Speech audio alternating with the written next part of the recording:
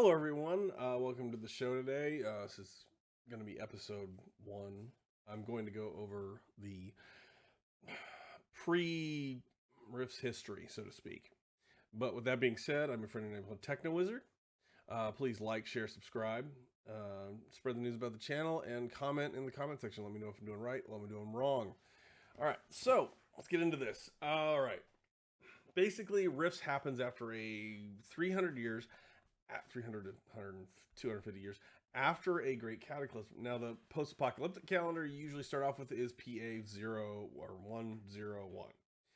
That's kind of like where everybody starts off. That gives you a good starting point and good enough time to build up good characters until the whole really crap storm starts in the books.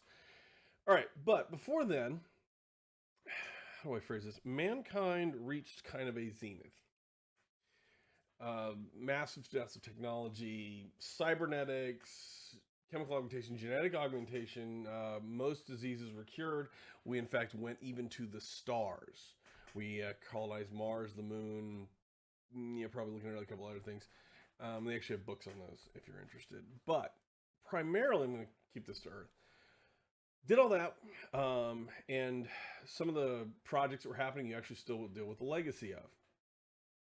Now, even before mankind reached its zenith, remember, like right now we don't use magic. There's no guy in the street corner that goes, "Hey, look, I can pull a rabbit out of a dimensional pocket."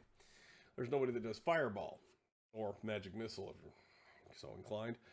However, that is explained in Rifts, and the way that magic comes back and magic is available right now, and magic and psionics are both back in the storyline, is that at some the Atlanteans actually existed. Atlantis was an actual place, and they did some weird experiment causing Atlantis to into a dimensional pocket.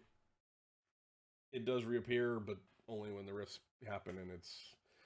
I wouldn't go hang out there if I were you. But getting back to the point, that kind of turned all the magic off. It literally sucked. Like it apparently when they did that, they literally sucked all the magical energy away from Earth. Well, it takes time to rebuild. And the way the magic on Earth is built, or is recharged, so to speak, of like energy force, is when somebody dies, they have a personal amount of PPE. Now, yeah, personal psychic potential or psychic potential energy.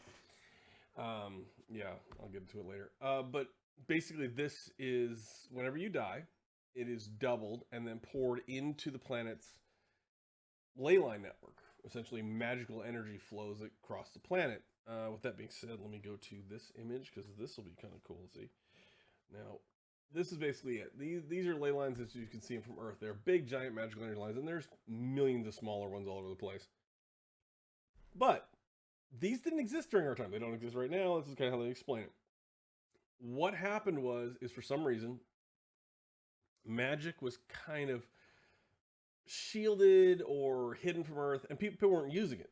I mean, they kind of hint that Native Americans had some access to it, but not doing. And then there's like something in King Arthur's time kind of hinted at that. Basically, at magical points like Stonehenge or any number of other kind of cool places across the planet you can go see on a family vacation. Those were somehow areas where magic had bubbled up. But for the most part, the magical energy on the Earth was hidden. Now, think about this. Since prehistoric times, basically, we were making little weapons out of flint, are basically not traveling that far, or hunter-gatherers, because the Atlanteans were not really good at sharing everything. Basically, we've been dying and dying and living and dying, and pouring all that energy into the Earth. Magical pool, I guess you want to call it. That being said, we've been doing that for thousands of years, hundreds of thousands of years. Well, all that magical energy just stayed here, except hidden. We couldn't access it. We couldn't get a hold of it. It wasn't a part of our lives. We don't use that. So we developed science and technology, and that progressed to the point where mankind made, mech suits, bioengineering, all this kind of cool stuff. And ultra high technology. Like I said, we went to the moon, went to Mars. We've got colonies there. There's a whole bunch of other stuff going on. But people dying, putting their magic in it, just kept going. Now think about a balloon. That's kind of how they describe it in the books. It just keeps, well, okay.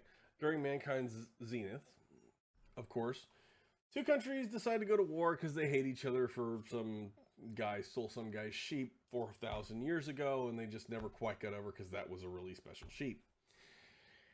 Anyway, they go to war. They have are backed by, I think, the U.S. and Russia, and one of them has nuclear weapons, the other one has a bunch of glitter boys. Well, one of them lights off the nukes. Thank you. Boom. Now, in an instantaneous second, millions die. That was doubled, then pumped into the thing. The problem is, at that point, it was basically a balloon ready to burst, and doing that much damage and that much energy bursted the bubble. And essentially, the Leylines erupted at this point. They all went like full-on glow like that. That means, yeah. Just all over the planet, all of a sudden, Leylines ran like giant blue magic rivers rolling across the planet. Okay, so at this point, all of a sudden it happens literally almost overnight. Or actually, it happens in a few seconds. So essentially, and then the world starts to go dark. These magical energy flows wherever they cross, a rift forms. Hence the term rifts. You can get that one from the title.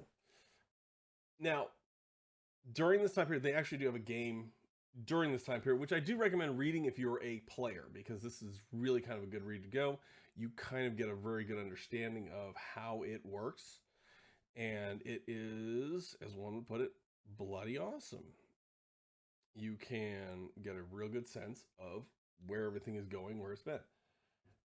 They describe how it all happens. It kind of goes down this one line. You're basically asleep one day, and then all of a sudden, everything really goes to hell. Now, the ley lines I was talking about where the magic energy flows is like a dam being burst. It goes all over the planet. Wherever they cross, a rift form, hence the term rift game. Now, those rifts go anywhere in space and time. And of course, every bad nightmare in our society poured out of them. A culture, a people unprepared for this were caught off guard. Go figure. You were caught off guard by something. You didn't mean it, but it happened. So they made Chaos Earth Risk. Now, this is the book I recommend reading for this. And as one would put it, they go through all the stuff, magic, yada, yada, yada. But essentially, this takes place during the fall. Yeah. It tells you all the stuff, all the, like think of this is like, NORAD, I guess, North American Eagle, NEMA, and the Neiman's, and there's some references then which I think are kind of funny. But this is, all this, and the bomb gets on off in South America over here. Well, when that happens, like I said, the ley lines explode, rifts open up, monsters come out. The planet essentially has a giant moment, and earthquakes, super volcanoes, everything goes off. Well, guess what? You just had 1 million people die. Now you have 1 billion people die in about 2 hours. Not good. These magical energy pores are now overflowing with magical energy, and it just combs across the planet. And wherever they cross, like I said, rifts form.